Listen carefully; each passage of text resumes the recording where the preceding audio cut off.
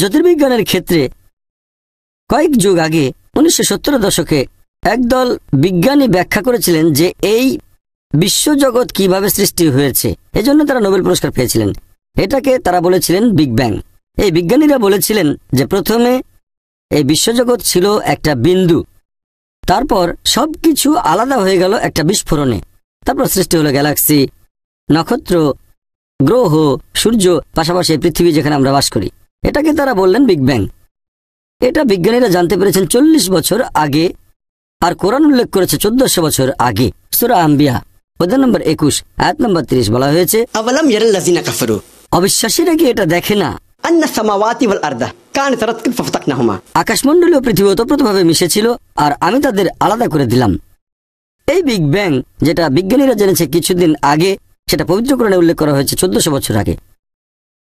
আগের দিনে এক সময় মানুষ মনে করত যে পৃথিবী সমতল। এরপর 1577 সালে স্যার ফ্রান্সিস ড্রেক পৃথিবীর চারপাশে জাহাজে করে ঘুরে আসলেন। তখন তিনি প্রমাণ করেছিলেন যে আমরা যে পৃথিবীর বুকে বসবাস করি এটা আসলে বর্তুলাকার।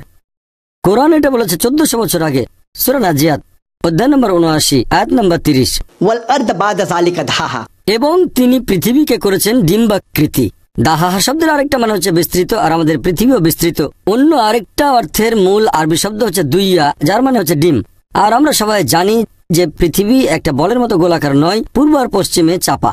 এটা আসলে বর্তুলাকার।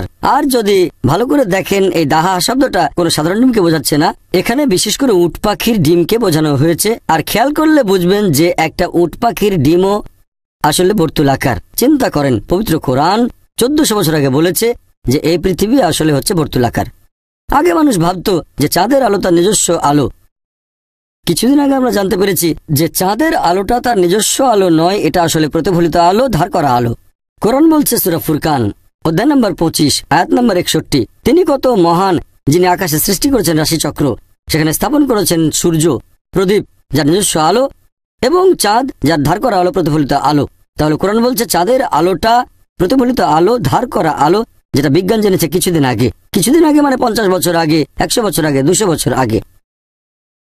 আমি যখন স্কুলে ছিলাম, আমি স্কুল পাশ করেছি 1982 সালে, 29 বছর আগে। সেখানে আমি বিজ্ঞানের বইয়ে পড়েছিলাম যে সূর্য কক্ষপথে প্রদক্ষিণ করে, কিন্তু তার নিজ অক্ষের চারপাশে আবর্তিত হয় না। আর কোরআন বলছে সূরা আম্বিয়া অধ্যায় নম্বর 21 আয়াত নম্বর 33, হুয়াল্লাযী খালাকাল লাইলা ওয়ান নাহারা, আল্লাহ সৃষ্টি করেছেন রাত এবং দিন, ওয়াশ শামসা ওয়াল কামার, এবং সূর্য ও চাঁদ, কুল্লুন ফি ফালকি ইয়াসবাহুন, প্রত্যেকে নিজ কক্ষপথে নিজস্ব গতিতে বিচরণ করে। পবিত্র কোরআন বলছে সূর্য আর চাঁদ কক্ষপথে প্রদক্ষিণের পাশাপাশি তাদের নিজ অক্ষের চারপাশেও আবর্তিত হয়। আর এখনকার দিনে মাত্র কয়েক দশক আগে বিজ্ঞানীরা জানতে পেরেছেন সূর্য আবর্তিত হয়, আনুমানিক 25 দিনে সূর্যের একটা আবর্তন সম্পূর্ণ হয়। এখন পৃথিবীর সব দেশের পাঠ্য বইতে এই কথাটা উল্লেখ করা থাকে। তারপরও কিছু মানুষ হয়তো তখন বলবে, এ আর এমন কি যে কোরআনে জ্যোতির্বিজ্ঞানের কথা বলা হয়েছে, কারণ সে সময়ে আরবরা জ্যোতির্বিজ্ঞানে খুব উন্নত ছিল। আমিও একমত যে আরবরা তখন জ্যোতির্বিজ্ঞানে খুব উন্নত ছিল। তবে আপনাদের মনে করিয়ে দিই যে আরবরা জ্যোতির্বিজ্ঞানে অনেক উন্নতি লাভ করতে পেরেছিল পবিত্র কোরআন নাজিল হওয়ার কয়েকশো বছর পরে। তাহলে কোরআন থেকে আরবরা জ্যোতির্বিজ্ঞান সম্পর্কে জানতে পেরেছিল, এর উল্টোটা নয়। এরপর হাইড্রোলজির ক্ষেত্রে আমরা স্কুলে থাকতে পানিচক্র পড়েছি। সমুদ্র থেকে পানি উপরে উঠে বাষ্প হয়, মেঘে পরিণত হয়, তারপর একসময় সেটা বৃষ্টি হয়ে মাটিতে পড়ে যায়। এভাবে পানিচক্র সম্পূর্ণ হয়। প্রথমবারের মতো পানিচক্রের বিস্তারিত বর্ণনা দেন স্যার বার্নার্ড প্যালিসি, আর সেটা 1580 সালে। পবিত্র কোরআনেও পানিচক্র সম্পর্কে বিস্তারিত বলা হয়েছে 1400 বছর আগে। কোরআন বলছে সমুদ্রের পানি বাষ্প হয়ে উপরে ওঠে, মেঘে পরিণত হয়, মেঘগুলো একত্রিত হয়ে আকাশে ভেসে বেড়ায়, বৃষ্টি হয়ে সেটা মাটিতে পড়ে যায়, পানির স্তর আবার ভরাট হয়ে পানিচক্র সম্পন্ন হয়। পবিত্র কোরআনে পানিচক্র সম্পর্কে বিস্তারিত বলা হয়েছে অনেকগুলো আয়াতে। সূরা আল জুমার অধ্যায় নম্বর 39 আয়াত নম্বর 21, সূরা রুম অধ্যায় নম্বর 30 আয়াত নম্বর 24, সূরা মুমিনুন অধ্যায় 23 আয়াত নম্বর 18, সূরা হিজর অধ্যায় নম্বর 15 আয়াত নম্বর 22, এরপর সূরা নূর অধ্যায় নম্বর 24 আয়াত নম্বর 43, সূরা আরাফ অধ্যায় নম্বর 7 আয়াত নম্বর 57, সূরা রদ অধ্যায় নম্বর 13 আয়াত নম্বর 17, সূরা ফুরকান অধ্যায় নম্বর 25 আয়াত 48 ও 49, সূরা ফাতির অধ্যায় নম্বর 35 আয়াত নম্বর 9, সূরা ইয়াসিন অধ্যায় নম্বর 36 আয়াত নম্বর 34, সূরা জাসিয়া অধ্যায় নম্বর 45 আয়াত নম্বর 5, সূরা কাফ অধ্যায় নম্বর 50 আয়াত নম্বর 8 ও 9, সূরা ওয়াকিয়া অধ্যায় নম্বর 56 আয়াত নম্বর 68 থেকে 70। এরপর সূরা মুলক অধ্যায় 67 আয়াত নম্বর 30, সূরা তারিক অধ্যায় 86 আয়াত নম্বর 11। এভাবে আমি পবিত্র কোরআনের আরো অনেকগুলো আয়াতের রেফারেন্স দিতে পারি যেখানে পানিচক্র সম্পর্কে বিস্তারিতভাবে বর্ণনা দেওয়া হয়েছে। এরপর সমুদ্রবিদ্যার ক্ষেত্রে পবিত্র কোরআনের একটি আয়াত সূরা ফুরকান অধ্যায় নম্বর 25 আয়াত 53 বলা হয়েছে যে তিনি দুই দরিয়াকে মিলিতভাবে প্রবাহিত করেন, একটি মিষ্ট এবং সুপেয়, অন্যটি লোনা এবং খড়। তারা মিলিত হলেও পরস্পর মিশে যায় না, তাদের মাঝে রয়েছে এক অন্তরায় যেটা অতিক্রম করা যায় না।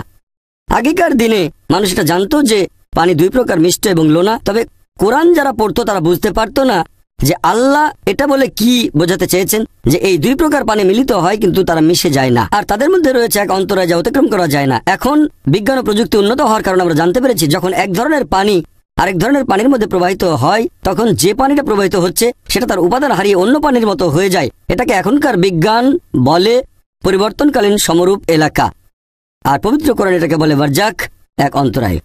আর এটা আপনারা দেখতে পাবেন কেপ পয়েন্ট, দক্ষিণ আফ্রিকার একেবারে দক্ষিণাঞ্চলে। সেখানে আপনারা এই দুই ধরনের পানির মধ্যেকার পার্থক্যটা চোখে দেখেও বুঝতে পারবেন। আর প্রফেসর হে, একজন বিখ্যাত সমুদ্র বিজ্ঞানী, তিনি বলেছেন যে মানুষ এটা জানতে পেরেছে কিছুদিন আগে। এটা ব্যাখ্যা করা আসলে কঠিন যে কোরআন কিভাবে এই কথাটা বলেছে 1400 বছর আগে। এরপর জীববিদ্যার ক্ষেত্রে পবিত্র কোরআন বলছে সূরা আম্বিয়া অধ্যায় নম্বর 21 আয়াত নম্বর 30, এবং প্রাণবান সমস্ত কিছু সৃষ্টি করলাম পানি থেকে, এরপরেও কি তারা বিশ্বাস করবে না? চিন্তা করেন আরবের সেই শুষ্ক মরুভূমিতে কোরআন বলছে প্রাণবান সবকিছু সৃষ্টি হয়েছে পানি থেকে। এই কথাটা কে বিশ্বাস করত?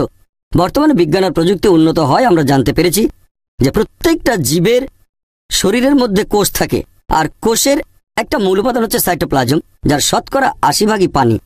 এখন বিজ্ঞান আমাদের বলে যে প্রত্যেক জীবদেহে শতকরা 50 থেকে 90 পানি।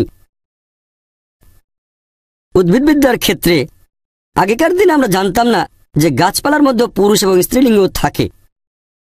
পবিত্র কোরআন বলছে সূরা তাহা অধ্যায় নম্বর 20 আয়াত নম্বর 53 যে আল্লাহ আকাশ থেকে বাড়ি বর্ষণ করেন, সেটা দ্বারা উৎপন্ন করেন বিভিন্ন প্রকারের উদ্ভিদের জোড়া, একটা অন্যটা থেকে আলাদা। এখানে আরবি শব্দ আজওয়াজ মানে জোড়া, তার মানে গাছপালারও পুরুষ এবং স্ত্রীলিঙ্গ আছে। তারপর প্রাণীবিদ্যার ক্ষেত্রে পবিত্র কোরআন বলছে সূরা আনাম অধ্যায় নম্বর 6 আয়াত নম্বর 38 যে আল্লাহ সুবহানাহু ওয়া তাআলা সকল প্রাণীকে যারা পৃথিবীতে বিচরণ করে এবং সকল পাখিকে যারা আকাশে ওড়ে সবাইকে তিনি করেছেন মানুষের মতো সম্প্রদায়ভুক্ত।